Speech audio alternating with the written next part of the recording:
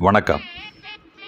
சேந்தன் சங்ககால சோழர்களுள் முக்கியமான மன்னர்.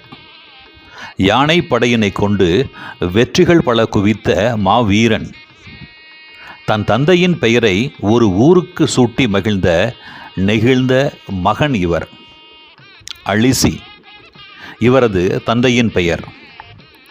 தன் தந்தையான அழிசியின் பெயரை சூட்டி ஒரு சிற்றூரை அழிசிக்குடி என பெயர் மாற்றி இருக்கிறார் இவர். குடமுருட்டியின் தென்கரையிலும் வெண்ணாற்றின் வடகரையிலும் அமைந்த எழில்மிகு சிற்றூர் அழிசிக்குடி.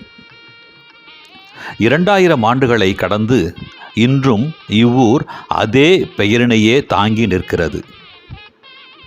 மக்களின் தவறான ஒழிப்பு முறையால் அழிசக்குடியாய் மாறி நிற்கிறது.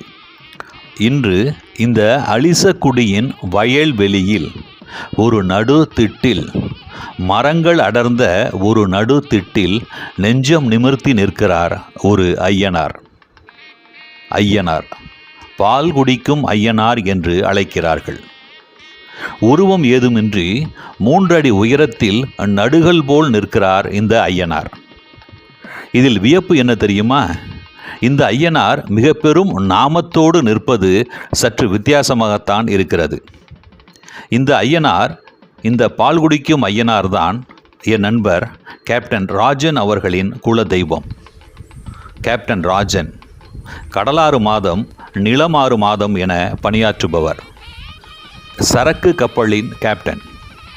கப்பலில் இருந்து இறங்கி தஞ்சைக்கு வரும் பொழுதெல்லாம் இவருக்கு ஓர் ஆசை. வயல்வெளியில் நடுவில் நடப்பதற்கு கூட பாதையின்றி நடுத்திட்டில் நிற்கும் தனது குலதெய்வ கோயிலுக்கு ஒரு பாதை அமைத்திட வேண்டும் என்ற ஆசை. ஊர் மக்களை அணுகினார், பேசினார். திருமதி மகாலட்சுமி, திரு வரகூர் செல்வம், திரு சங்கிலிமுத்து காங்கேயர், திரு ஆனந்த் எனும் 4 தங்கள் விளைநிலங்களின் ஒரு பகுதியை இறைவனுக்கு பாதை அமைக்க இடம் தருகிறோம், பணம் எதுவும் வேண்டாம் என கூறி இலவசமாகவே வழங்கி மகிழ்ந்திருக்கிறார்கள்.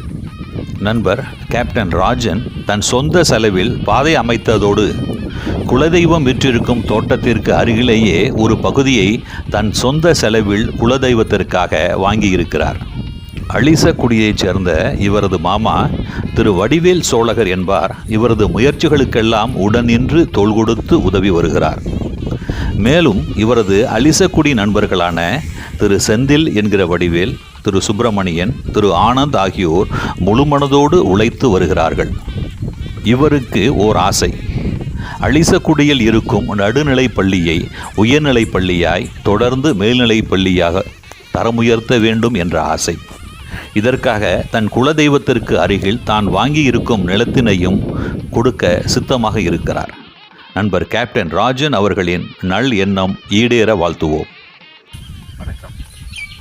நல்லூர் அழிசக்குடி கிராமத்தை சேர்ந்த பால் குடிக்கும் ஐயனார் திருக்கோயில் திடலுக்கு. திடல் வந்து ரொம்ப விசேஷமான திடல்.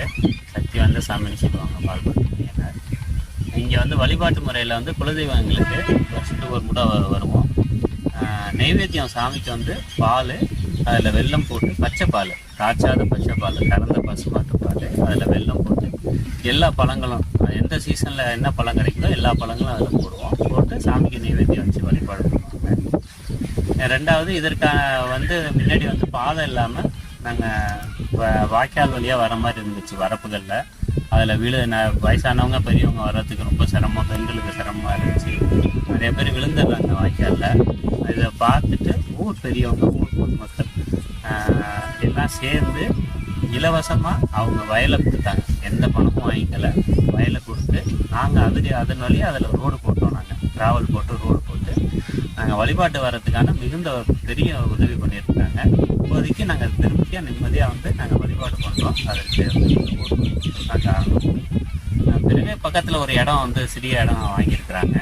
அந்த இடத்துல வந்து பிற்காலத்தில் வந்து மண்டபங்களை வச்சு அன்னதானம் கூட மாதிரி இருக்கிற மாதிரி ஒரு பிளான் இருக்குது. இன்னும் எதிர்காலத்தில் இந்த மாதிரி பிளான் இருக்குது. பக்கத்துலேயே வாய்ப்பு இருந்துச்சுன்னா இங்கே வந்து ஆரம்ப பள்ளி தான் இருக்குது. உயர்நிலை பள்ளி இதெல்லாம் வைக்கிறதுக்கான வாய்ப்புகளில் நாங்கள் இறங்கியிருக்கிறோம்.